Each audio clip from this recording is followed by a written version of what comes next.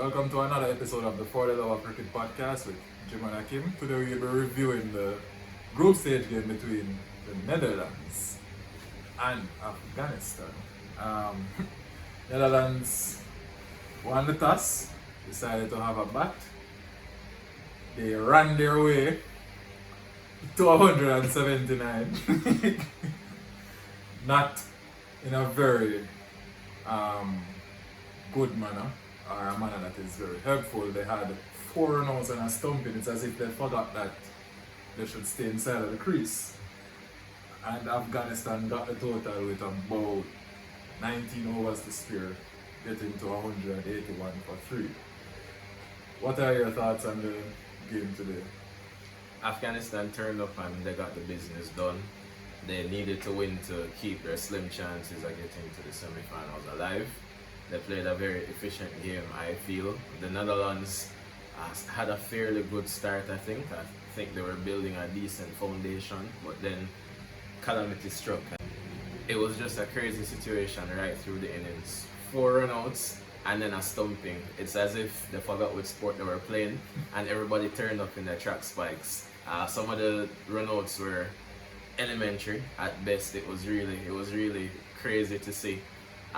Credit must go to Afghanistan though. They applied the pressure and they made the most of the chances. I think their keeper was very sharp, effected a very good stumping, and he cleaned up a lot of the throws that affected the runouts. Mohamed Nabi also bowled well in the game. He picked up 3 wickets. I think it's probably his best bowling performance of the tournament thus far. In the batting effort, Afghanistan were good. Ramat Shah got a half century. He continued his good form in the tournament. Hazmatullah, the captain, he also got another half century. He has been good. And they picked up the win. I've been impressed with how they've batted in the tournament. They've been very good through the offside, I must say. So credit must go to Afghanistan.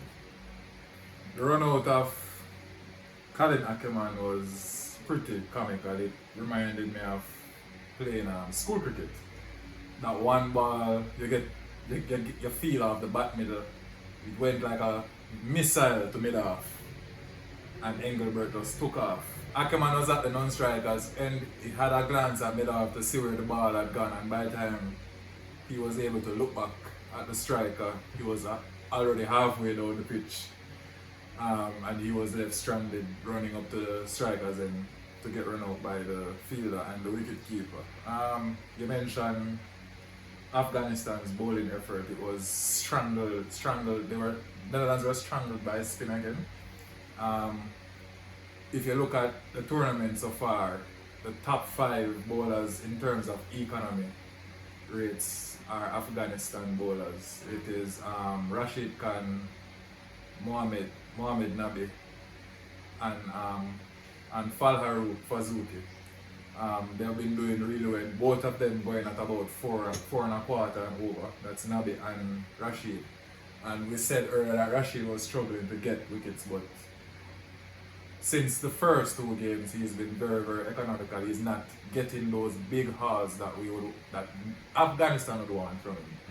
And he's really supporting the other bowlers around him. And his fielders are supporting him as well, saving runs and effecting run-outs. At the moment, I think Afghanistan is the second best scoring chasing team in the competition, next to India. They look like they have all the chases under control. The bowlers are doing the job for them, restricting the teams to within 250, as we stated before. That would be good for them, and they have gone through these chases in the manner that their coach would have done it, Jonathan Trott. They look very composed. They are never in a state of panic where they lose early wickets, yes or no. The 3 mats at it again today, as you mentioned. Hazmatullah with 31, Hashmatullah with 56, and Ramat Shah with 52 saw the game home for Afghanistan. How do you think the Netherlands bowlers fared in their defense? I think they'll be disappointed in their execution. Afghanistan scored a flurry of runs through the offside, I feel. There are a lot of square drives that were played, square drives, cuts, cover drives. We've seen the pattern with Afghanistan throughout the tournament. They've really capitalized on width from the bowlers. The batters look very good through the offside. I have been impressed with their stroke play, and then they're a team that also runs between the wickets very well. You could see that in their innings compared to the Netherlands innings. Their batters were a lot more decisive in their calling, and it's probably, well, I'm not sure if it's a bit of experience that showed, but they were just a lot more decisive. And there were a couple of situations in which things could have gotten tricky and runouts could have been effective, but effective calling, early calling, resulted in the Afghani batters being safe. The Netherlands bowled with too much width, I think, and then they were almost out of the game because of the manner of the wickets that fell, the manner of how their batters got out, and then the score that they put up. It's almost as if they just dragged themselves through the Afghani innings. So it wasn't the usual spirited effort that we associate with them or that we've gotten throughout the tournament. Do you think Netherlands would be disappointed in the 5 overs they got from Van Meekeren? You mentioned a lot of balls he'd scored from wide of the stumps. He went at 7 and over today. Yeah, I think they would be disappointed. He bowled an over in which I think 4 boundaries were scored all square of the wicket through the offside. At that level, at the international level, it's unacceptable. I think even he would agree with me in that he didn't execute at his best today, and he would be a bit disappointed, and the team would be disappointed as well. Afghanistan are now 5th on the table. Pretty tough for them to get past New Zealand, get into 4th place. Their net run rate is -3. New Zealand is their net run rate is -0.3. Yeah. And New Zealand is a +0.4. Both teams with 2 games to go. New Zealand play Pakistan next. Yeah, which is a big game for them. And I think if New Zealand loses that game and loses the other game that they have after that, and Afghanistan win their last 2, it might get tricky, but the net run rate is almost 1 run difference right now. It's a huge Do you think Afghanistan can find a way to get over those last 2 games that they have? I think it will be difficult. They have New Zealand, who is also playing for a spot in the top 4, and then they have South Africa. So those are 2 tough games. Those are 2 teams that are ranked above them in the table, in the world rankings. And then South Africa is probably arguably the best batting team in the tournament. So it will be difficult for them. I don't think they'll get there. I think they'll fall just short. You think if they can win the toss against South Africa, they have a chance? Yes. If they can win the toss and they bat first and force South Africa to chase, then they'll have a chance. What do you think their strategy will be against New Zealand? Kane Williams more than likely will come in. I'm sure for Jimination. How do you think they'll go about getting by New Zealand? I think it will come down to a good bowling performance. They have to bowl well. You've seen through the tournament, and you mentioned that they've been strangling teams with the spin bowling. The bowlers have been very economical, and I think it will have to be much of the same in this game. Kane Williams comes in, and he's a brilliant player of spin for New Zealand.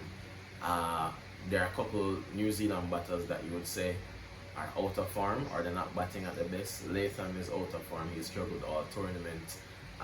Devon Conway hasn't gotten any runs recently. He hasn't gotten any big scores. Got the century early. Yeah, he got the century early. He got a score of 45 and then some 20s, but he hasn't been prolific. But Kane Williamson adds so much to that New Zealand team, especially as a player of spin. So it will be Ravindra, Kane Williamson, and Daryl Mitchell in the middle order, and those are 3 very good players of spin. So I think if Afghanistan are to get through that game and they're going to beat New Zealand, Rashid Khan will have to be the man in that game. He's due a big performance and he has to turn up when they need him most. Don't you think Kane Williamson will be undercooked coming into the next game? He might be. He hasn't played for a while. There will be some rust there. But there was a similar situation earlier in the tournament. Granted that the break was not as long. He still got a half century, still got 70 plus. I didn't look at his free flowing best and he wasn't moving at his best either, but he's still a class act. He's a world class player. Where does Netherlands go from here? I think from here they have 2 fixtures remaining. It's really about rotation and bringing other players in, giving them some World Cup experience. We've seen them rotate the team. The last couple of games, other players have come in.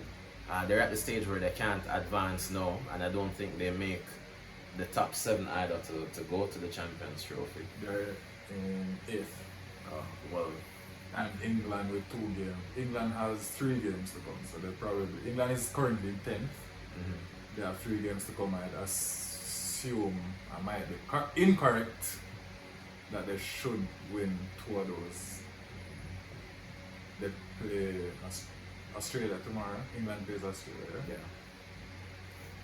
So I think that's really where it is for them. I don't see them getting into the top 7 to automatically qualify for the Champions Trophy. So it's really about experience and for them soaking in the World Cup atmosphere, the experience, giving players the opportunity to go out and perform and learn.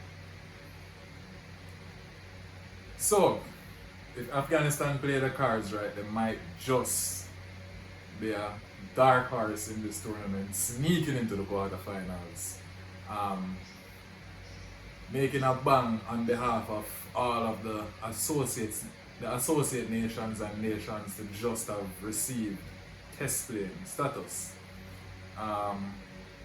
That's it from us today. Thanks for watching. Thanks for watching, guys.